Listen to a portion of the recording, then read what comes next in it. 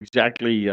She retired or chose not to run in 2012, I think.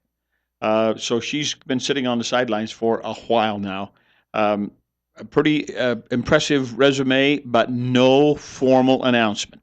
And then there's a couple of things that you start looking at. Okay, somebody might want to take a run at Mike Simpson.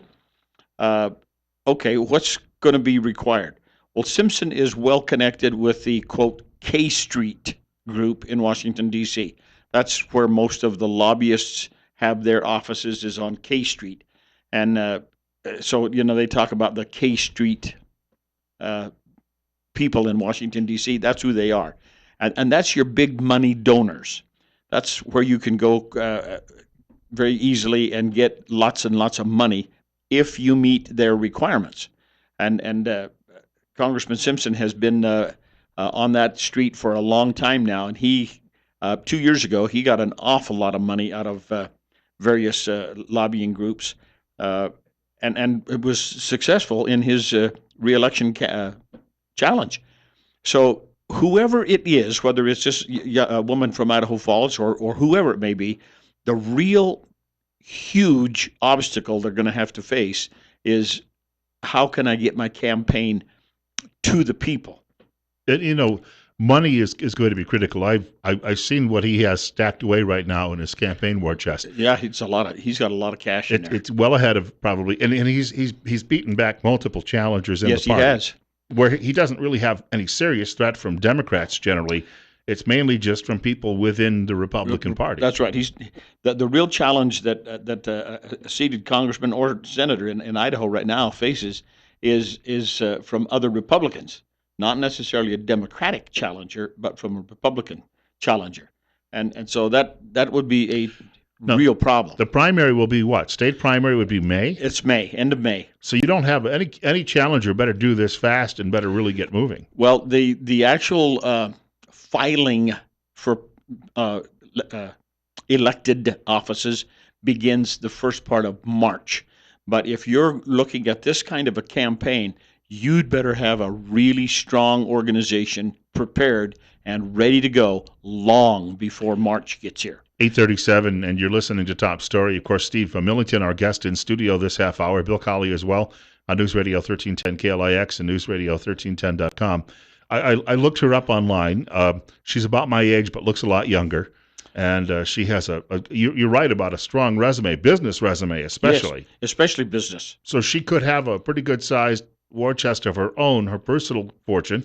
And you also mentioned she's tied to a group that was behind Russ Fulcher. On her web page and so forth, there's lots of indications from uh, supporting Russ Fulcher in his bid against Butch Otter a year ago, and so if that's the case, that group of people can come up with a tremendous amount of money quickly, and as important, if not more so, is that those people are very vocal, and they will not hesitate at all to hit the streets, to hit the telephones, to hit the internet, the Facebooks. They will be all over that quickly if she decides that's what she wants to do. And it's not impossible. In 2010, when I was working in Delaware, and my former coworker Christine O'Donnell decided to challenge Mike Castle for a U.S. Senate nomination, and everyone said he was the shoe-in for the job. She had run a couple of times before on shoestring campaigns, and I remember her going to various Tea Party events, and they were passing around coffee cans, and people were dropping in $5 bills to help her pay for her gasoline back and forth across the state. But by the time you got to primary day, there was this earthquake, and she took him out by a huge margin. Now, she didn't win the general, but it can be done by these candidates sometimes who seem to come out of nowhere. And that's one of the benefits of a grassroots type situation. And frankly, this grassroots or Tea Party movement or whatever you want to call it, the rank and file becoming more engaged in the political process. It may not be entirely about how much money you have in your campaign. It could be that people are just simply saying, wait a minute, um, I'm not going to vote for so and so. And in Idaho's case, it's going to be, I'm not going to vote for Mike Simpson. I want someone else. and all she has to do is come on strong with a good, solid um, list of objectives, and she could garner an awful lot of vote from people who are somewhat or mostly dissatisfied. She might have some Labrador help too, as far as that Um, goes. Hard to say. 20 minutes away from 9 o'clock. We've got more with Steve Millington on the way. He's the chairman of the Twin Falls County Republican Party. It's 40. Bill Colley with you as well on Top Story on News Radio 1310 KLIX and newsradio1310.com. Our guest in the studio, Steve Millington. He's the chairman of the Twin Falls County Republican Party. He joins us on Tuesday mornings between 8:30 and 9 o'clock, unless, of course, he's at the San Diego Zoo, uh, which he was recently. Lucky guy. If you'd like to reach him while he's in the studio, 736-0300. The number once more, 736-0300. Bill Colley with you as well on Top Story on News Radio 1310 KLIX and newsradio1310.com. Of course, you can email me at bill.colley@townsquaremedia.com, bill.colley@townsquaremedia.com. We were just chatting a moment ago about the fact that the Northern Idaho folks who've been supplying me with a lot of this discussion are extremely, at least they're far right in many cases, but they are extremely well organized, unlike perhaps the far right has been in Southern Idaho. I think they have the North Idaho people feel maybe a little bit disenfranchised because North Idaho, number one's a long ways away, and in many cases, not entirely, but in many cases, it's easier to get to North Idaho by cutting off over through Montana and coming up in, or going up through eastern Washington. And you sometimes look at that and you say to yourself, no wonder those people feel like they're, kind of left out in the cold. MapQuest says the quickest way to Coeur d'Alene is to go through Spokane. Yeah, it is. And it's just no one. But the interesting thing of it is, and we're seeing this more and more right now. Everybody wants to talk about the phenomena in the national presidential campaigns. How come we have non-political candidates, Trump, Carson, Fiorina, basically leading the charge? Between the three of them, they have well over 60% of the total. Yeah. In any poll you want to look at, those three people are way, way far ahead of anybody else collectively. And of course, you got Trump and Carson that have huge numbers.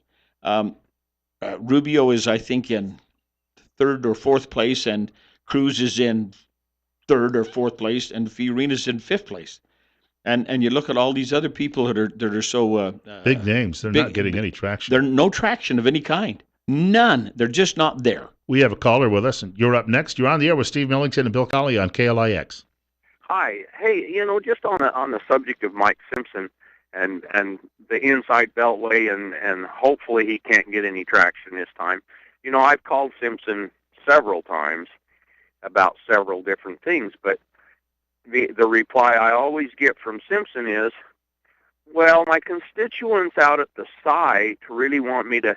This was when they were shutting the government down. They want me to vote for this bill so they can get their paychecks. When the government, the constituents out at the site, and in my opinion, that is big government funding big government. And Simpson is not our friend anymore. Steve, what's your take on that? Well, the caller raises a very interesting question. If we'd had government shutdown, there's a lot of full-time government employees working at the site. But most of the people out at the INL, we call it, if you're from Eastern Idaho, it's called the site, are employed by private contractors, and their jobs would have just gone on. And besides which, they shut the government down, and everybody got their paychecks. Boy, what a deal that is!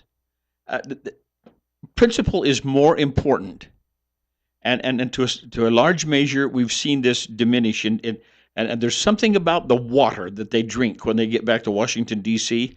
It makes them all go a little bit goofy. Now, if we could figure out how to import or to export from Idaho all of our water, not all of it, but enough to take care of the needs of the Idaho congressional delegation so that they always drank Idaho water, they would continue to think right. We have another caller with us. You're up next. You're on the air on News Radio 1310 KLIX and newsradio1310.com. Yeah, one of my clients is a fertilizer chemical company, And the other day I was talking to them because they're in the process. Well, it don't matter. And they were telling me how the EPA, they have an issue with them, and the manager of one of these sites, because there's more than one, he told me that it's just a pain in what, dealing with all this. And he says they just literally can do whatever they feel like doing, whether or not it's this officer doing that. See, but they were held up on a project because of the EPA. And here, this is a company that's selling fertilizer and employing hundreds of people across this southern Idaho area. And here, you don't hear nothing from Simpson, and he's on the appropriations committee of the EPA. Now, he could at least speak up. He could at least say something about it, and he does nothing. He just wants the white clouds, and then he wants to, this is the thing about him, again. He wants to use fires as disaster payment instead of, managing the forests so we don't have the fires. And I'll hang up. Okay, thanks. I was going to say, question, please. And he's got some interesting points, very interesting point. Simpson does sit on the appropriations. He's on the Interior Department subcommittee over EPA. And I have asked several times, why don't we just take a pencil and draw a line right through all appropriations for the EPA? We don't need them. Every state in the United States has their own environmental protection department, whether it's called in Idaho, it's DEQ, Department of Environmental Quality. Mm-hmm. Just call it. Every state has their own. Why do we need a federal one? Some states have DNRs and DECs, but it's all the same thing. It's all the same thing, and they all talk to each other. They all have the same basis of objectivity, and there is no objectivity in government. Same objective in their. We can thank Richard Nixon, registered Republican for the EPA. Yeah. We have another caller with us. You're on the air at 848. Steve Millington is our guest from the Twin Falls County Republican Party. And what's your question? Good morning. Well, good morning. I just wanted to say, I want to get this off my chest. I'm so sick and tired of the entrenched Republican committees and candidates and all the horseman war that's been going on back at the federal level. And I'm so tired of just following the money and figuring out where all this is going to end up. And this is, I'm telling you, this is I think that the people of this state and the conservative people of this country are going to want to take their country back. And people like Mike Simpson and all those guys that are going back there and talking out of both sides of their mouth, by God, I think that we ought to go gunning for them and just vote them out, the scoundrels that they are, for selling us out. What a dirty bunch of dogs they are, and that's all I've got to say. Thank you. And it was pretty eloquent, too. Pretty eloquent and very colorful.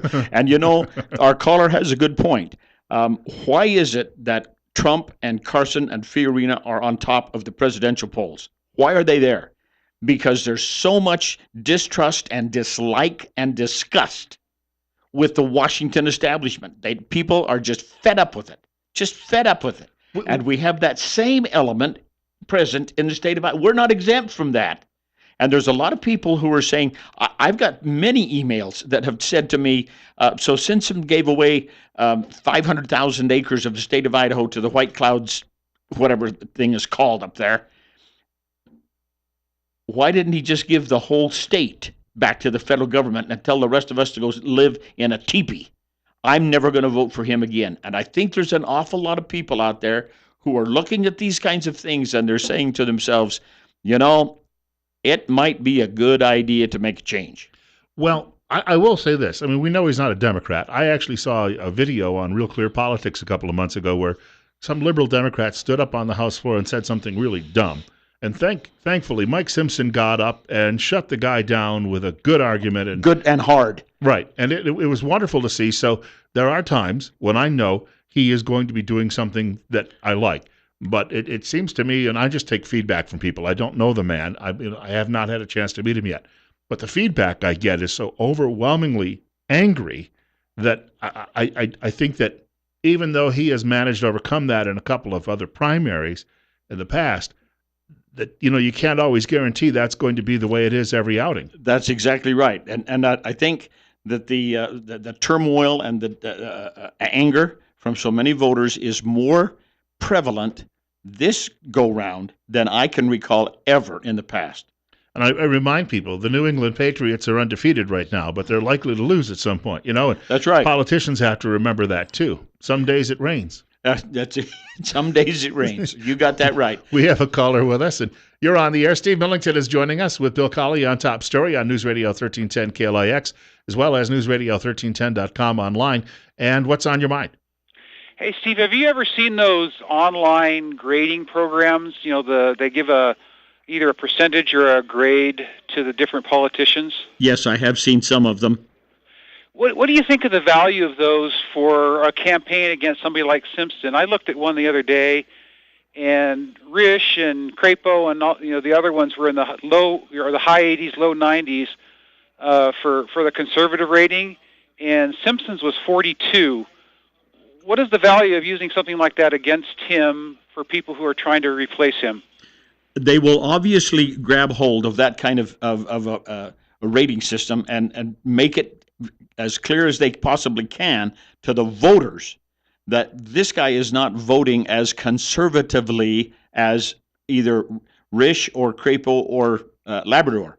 And I read a lot of political commentary every day, and one of them in particular has a percentage rating behind the individual's name, so you know what percent they're voting at it according to their rating system, and it's really interesting to see some of these people who are in the news and making lots of noise, what their conservative rating percentage is.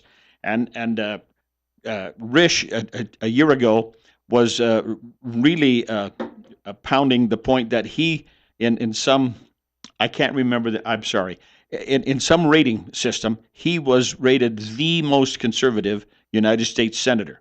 And Crapo was in the 91 or 92% conservative factor.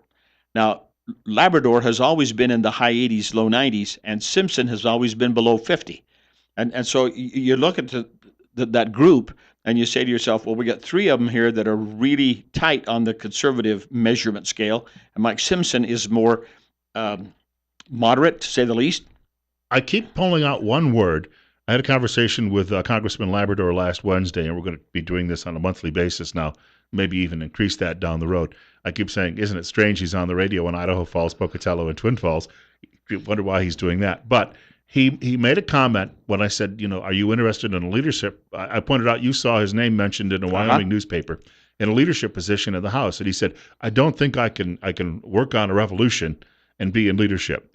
Now, when I heard the word revolution, and he also I'm paraphrasing him, but he also spoke out against the big Wall Street banks and K Street and the like. The Republican Party is suddenly becoming a lot more populist, and I can think of William Jennings Bryan, who was a Democrat in the late 1800s. Republicans are starting to sound more like him. And then yesterday I was reading about the money coming in for Hillary Clinton's campaign, and it's all coming from the people the Republicans used to get their money from. Right. It's starting to flip-flop. It's an interesting little dichotomy that the people who used to be, you could count on them to fund Republican candidates, they're now sending a lot of their money to Democratic candidates. And you ask yourself, how in the world did this happen?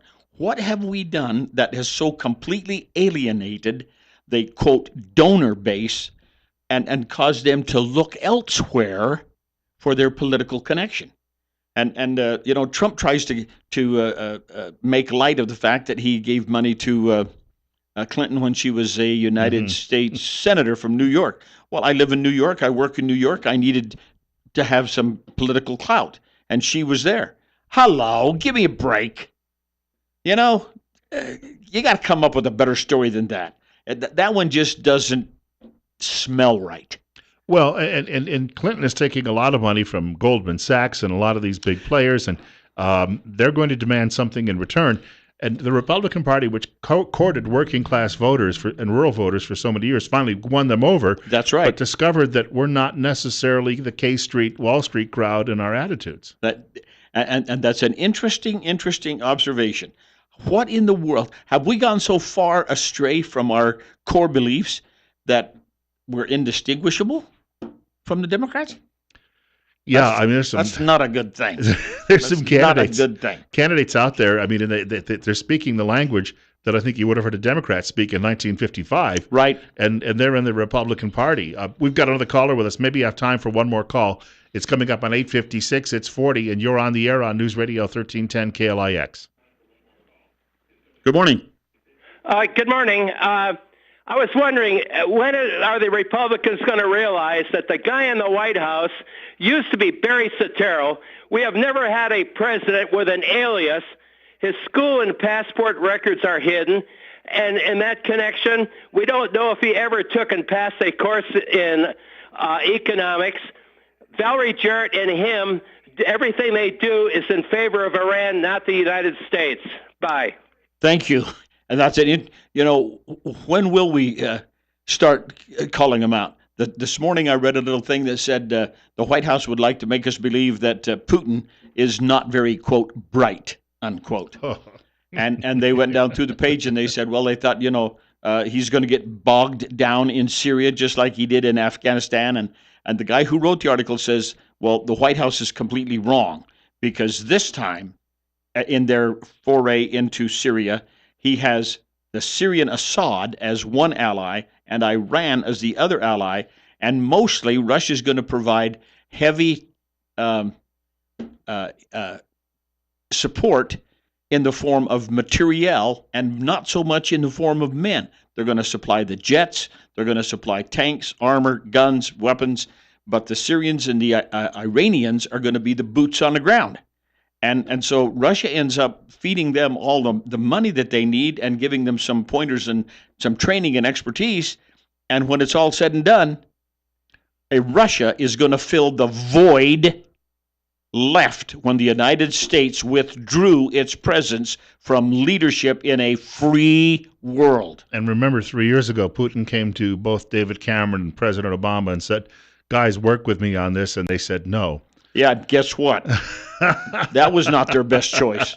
Hey, we'll see you again next week. Sure will. Thank you. It's been great. All right, Steve Millington joining us in studio. He's the chairman of the Twin Falls County Republican Party. We've got a doctor coming up next in a few minutes. Breast Cancer Awareness Month, our last interview regarding that topic.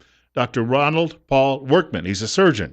He'll spend a few minutes talking with us about, well, I think some important things that especially women, but sometimes even men need to know about that disease. News is next at 9 o'clock from Fox.